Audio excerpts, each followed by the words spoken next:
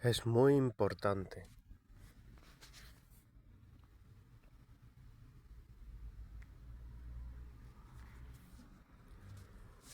importante demostrar con argumentos, con una comunicación sostenida, demostrar la culpabilidad de la tiranía rusa en el sufrimiento de su pueblo.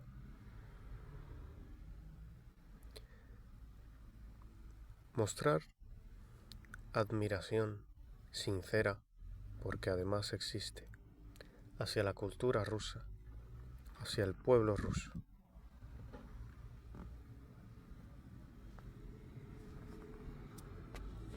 Debemos de desoldar ese intento de la tiranía rusa de argumentar que ellos son la cultura rusa y el pueblo ruso y todo cohesionado y todo en su nombre. Así consiguen llevar a todos los hombres al conflicto, a la primera línea, a que sean asesinados. Así consiguen sembrar el odio hasta lo más profundo. Así consiguen que la guerra no pare. Así consiguen manipular a la sociedad, las regiones más aisladas, a las poblaciones de las grandes ciudades como Moscú o San Petersburgo. No debemos de utilizar un lenguaje que los deshumanice, como cuando desde Ucrania algunos ucranianos les llaman orcos. Entiendo el sentimiento y el dolor, pero no es conveniente ni se lo merecen, porque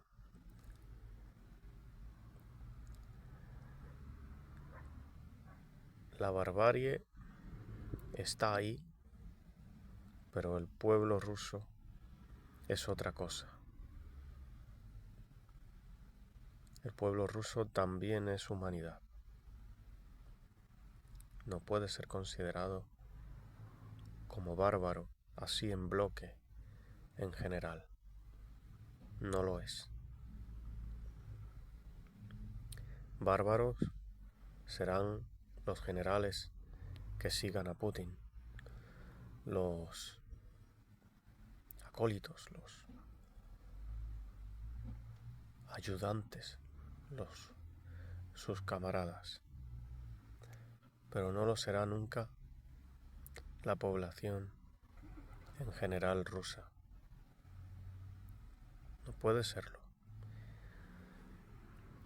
Y deberíamos de tener con ellos compasión y al mismo tiempo exigirles que hagan algo más por su libertad, por oponerse a la tiranía de Putin. Y así, como en este cuadro, como si fuese este señor Vladimir Putin, así como lo veis, devorando a su pueblo.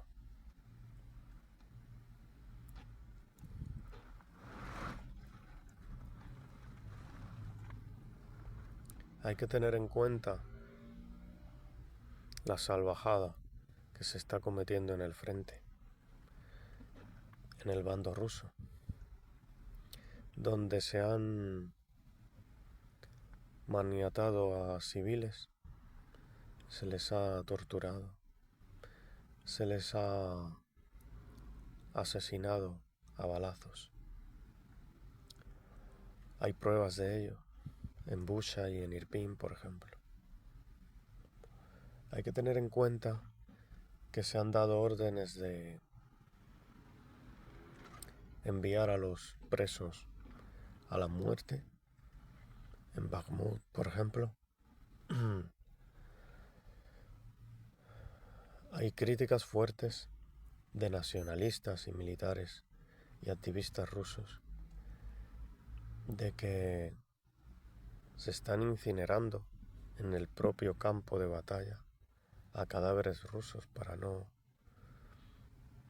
llevarlos a retaguardia, que se les ha clasificado como desaparecidos en combate.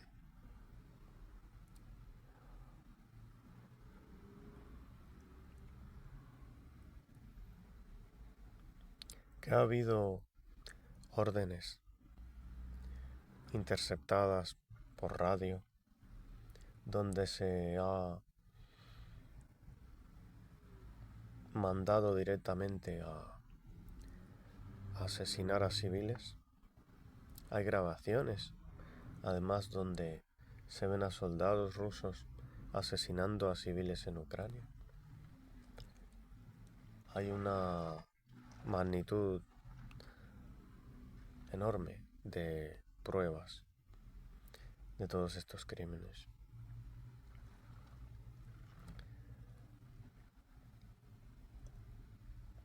Continúan reclutando a muchísimos jóvenes rusos y enviándolos al frente, a la muerte, para sostener la tiranía de Putin. Y nada más. Cuando Putin abre o cierra la boca, nada malo uno debe de echar en falta. Toda la mala intención está ahí. Cuando dice que la OTAN le rodeaba, que se sentía amenazado, que el pueblo ruso estaba amenazado por la OTAN, no es cierto. Putin posee bajo su mando cerca de 6.000 cabezas nucleares. Había fortalecido su ejército muchísimo, incluyendo con tecnología nuestra, europea. Y jamás ha habido un peligro para Rusia como país, como nación. La OTAN es una organización defensiva. Los países que rodean a Rusia y que se han agregado a la OTAN son países traumatizados porque históricamente han sido agredidos, masacrados, se ha cometido genocidio contra ellos por la URSS, como puede ser el caso de Polonia, de Finlandia, como es el caso en parte de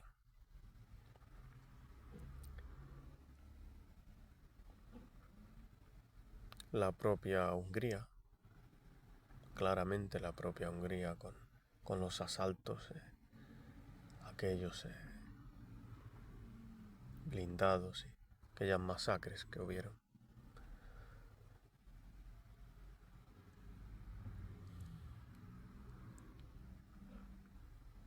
Hay tantos testimonios, es tan abundante la historia del abuso de ese imperio de la URSS que masacró a ciudadanos que simplemente, entre toda su complejidad, querían ser libres. Querían ser libres. Decía Voltaire que solamente para ser libre hacía falta querer ser libre. Sí, es hermoso, pero en este caso no fue suficiente o poco les duró el sentimiento, porque les fue cegada la vida, de repente, en combate o a traición. Y así, el señor Putin y sus aliados siguen devorando a su propio pueblo y diciéndole que los enemigos del pueblo y de la cultura rusa están en otro lugar y ellos son los que lo masacran. Y Stalin y Lenin fueron quienes mayor perjuicio hicieron al propio pueblo ruso.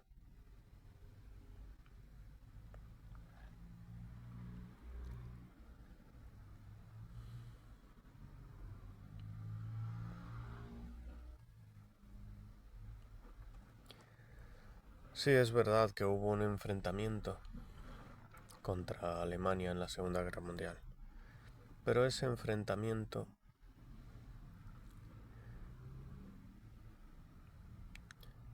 en el que participó también la URSS como aliado de Hitler en la invasión de Polonia. Ese enfrentamiento debió haber sido de otra manera, y no de la manera salvaje, sin tener ningún cuidado por los hombres, por los soldados, por su propio pueblo. No importaba nada. Y así Rusia, con ese salvajismo mandado por Stalin, perdió a cerca de 20 millones de ciudadanos, aproximadamente.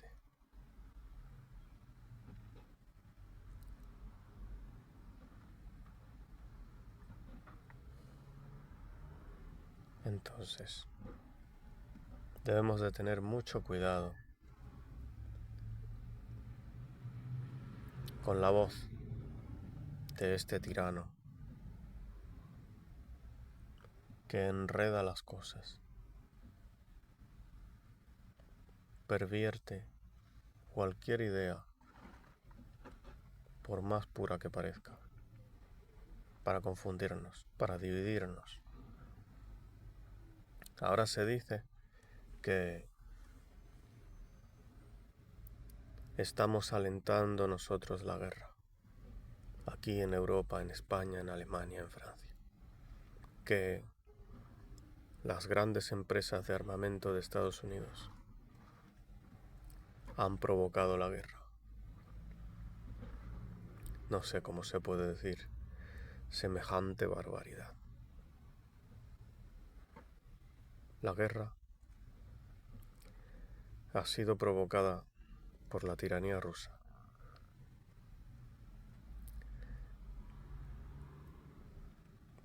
Por muchos factores diversos, pero principalmente porque su estructura de poder, su morfología, no le permite otra cosa que no sea saquear, que no sea la agresividad, que no sea someter a otros. Todo su pensamiento y su doctrina están enfocados a eso. No pueden avanzar de otra manera. Avanzar, conseguir riquezas de otra manera, significaría conceder un grado mayor de libertad o algún grado de libertad, cosa que no están dispuestas a hacer. porque su obsesión es el control, el dominio sobre la sociedad rusa y sobre otras sociedades. Ya lo dice Putin. Rusia no tiene fronteras. Las fronteras de Rusia no tienen límite. Entonces Rusia, así maniatada por su visión, allí el tirano da un discurso de aliento agresivo hacia nosotros, y a nosotros nos dice que nosotros somos los agresivos, los nazis y los malvados.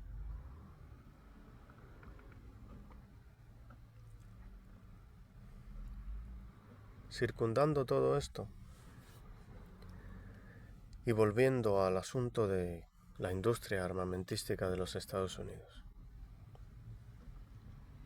el pueblo ucraniano está avanzando.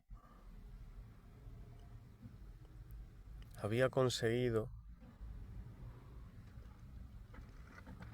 con mucho sacrificio, consolidar una democracia, cierta justicia, y comenzaba a desarrollarse y a mirar a Polonia, a Lituania, a Estonia, a República Checa, a Rumanía, a Alemania, a Europa, y a desear tener algo de esa virtud que tenemos nosotros y de esa prosperidad, aun cuando tenemos también nosotros graves defectos que ya es tarea pendiente que tenemos que corregir y combatir aquí, dentro de nosotros mismos, dentro de nuestras naciones. Pero así, ese es el segundo gran motivo de la guerra, que una nación colindante con el imperio de la tiranía rusa se desarrolle y sea democrática, porque sus ciudadanos entonces tienen un ejemplo delante de las narices de una nación donde sus ciudadanos pueden progresar y tener mayor grado de libertad y avanzar en la vida. Y esa comparación es crítica, porque entonces el ciudadano empieza a entender que está siendo sometido, que las injusticias son inadmisibles, que tiene dónde comparar y ver claramente que está siendo obligado a someterse a la pobreza, que está siendo engañado.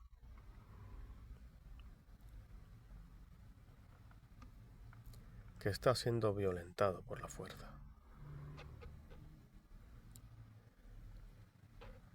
Entonces, una tiranía ilegítima, siempre así, busca la manera de pervertir las cosas, de buscar la violencia, de preparar un ejército muy fuerte, pero sobre todo para dominar a su propia población, de crear un andamiaje de puntas que apuntan al corazón y a las mentes, para obligar a una sociedad a ir a batalla, a combate, al frente, a perder allí la sangre, inútilmente,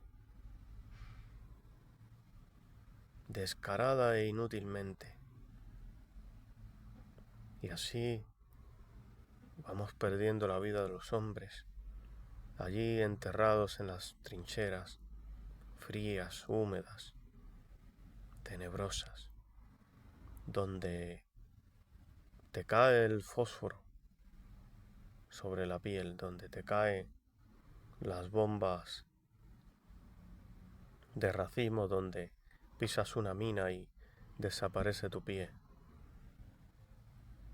donde respiras el dolor, los gritos de los compañeros heridos, donde tu sangre sale a borbotones y no puedes sujetarla. Allí donde pierdes el oído, la razón, la vista, las ganas de vivir,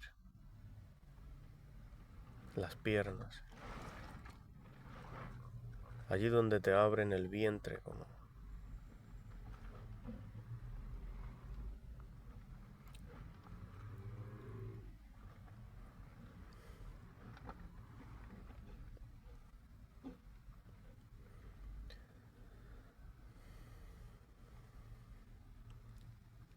no digo yo que las empresas armamentísticas no ganen dinero. No digo yo que no les convenga hasta cierto punto que alguna vez tengan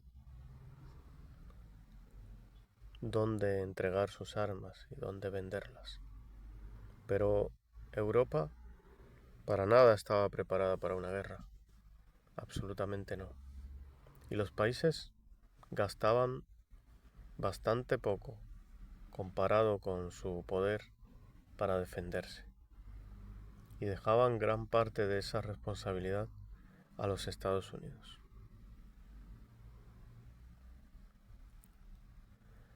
¿Y qué pasaría si no tuviésemos con qué defendernos y el enemigo estuviese a las puertas, derribándolas para venir y cortarnos el cuello y lucir nuestras cabezas? ¿Qué pasaría si no tuviésemos nada con qué defendernos? No tuviésemos misiles ni munición de artillería, ni carros de combate, ni ametralladora, ni balas, ni morteros, ni blindados,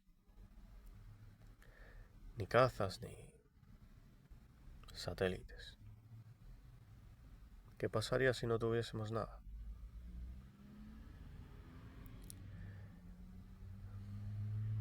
Y además, ese sentimiento tan extraño de odiar el negocio cuando lo hace otro, pero si lo hacemos nosotros, está bien hecho. ¿Cuántas veces he escuchado en España que se ha alegrado tanta gente porque tenemos un nuevo contrato de un barco,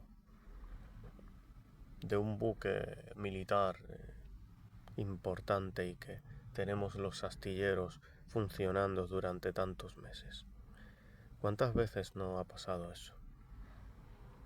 No he visto a nadie oponerse a eso. Cuando Navantia vende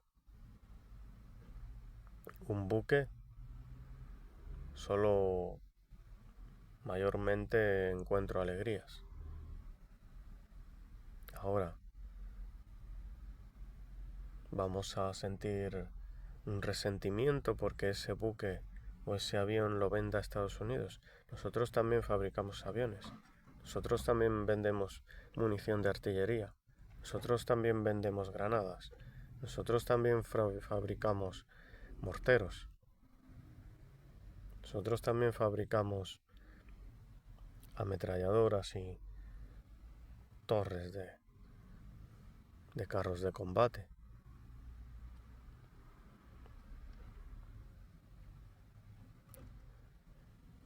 Drones.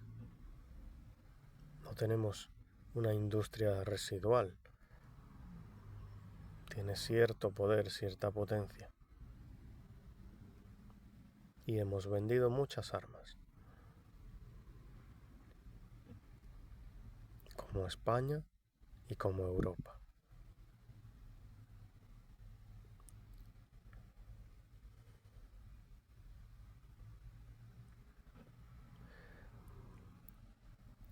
Con mucha lucidez, algunos países del este y Ucrania han establecido alianzas alternativas, paralelas a la OTAN.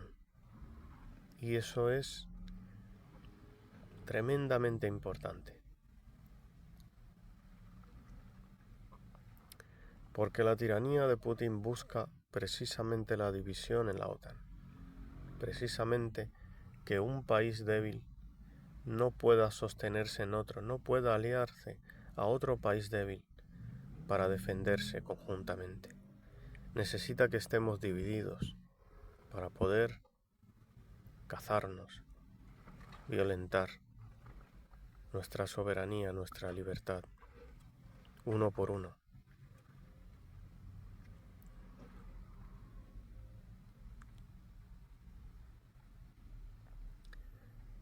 Os dejo con esta imagen de Vladimir Putin, imaginado aquí, devorando el cuerpo de su propio pueblo.